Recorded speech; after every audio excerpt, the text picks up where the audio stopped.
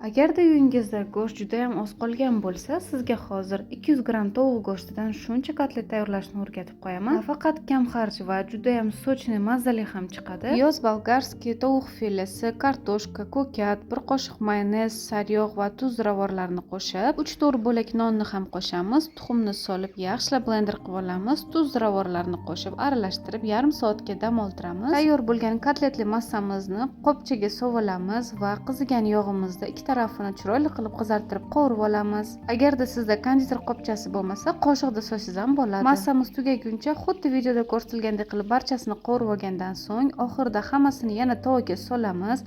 Lavr bargini solib, 1 stakan suvni quyib, 20 daqiqaga dimlab qo'yamiz. Dimlanganning hisobiga ichlari yaxshilab pishib, tovuq juda ham sochniy bo'lib, mazali chiqadi. Yana bitta kerakli ma'lumot, agarda kotletingiz doim quruq bo'lib qolayotgan bo'lsa, ichiga har doim bir dona kartoshkani cho'rkadan chiqarib qo'shib yuboring. Taomni yanada chiroyli qilib dasturxonga tortish uchun bodringdan shunaqa gullar yasab olamiz. Kotletlarimiz tayyor bo'lguncha yoniga kartoshka pyure yoki guruchdan garnir tayyorlab olsangiz bo'ladi va sovuq suvga solganimiz hisobiga bodringlarimiz shunaqa ochilib, gul ko'rinishda chiroyli bo'lib tayyor bo'ladi. Tovuq go'shti o'zi quruq bo'lgani hisobiga barcha qolgan masalliqlar bilan tayyorlasangiz, siz ham kotletlaringiz shunaqa sochniy, mazali bo'lib chiqadi. Dasturxonga chiroyli qilib tortamiz. Hammaga yoqimli ishtaha.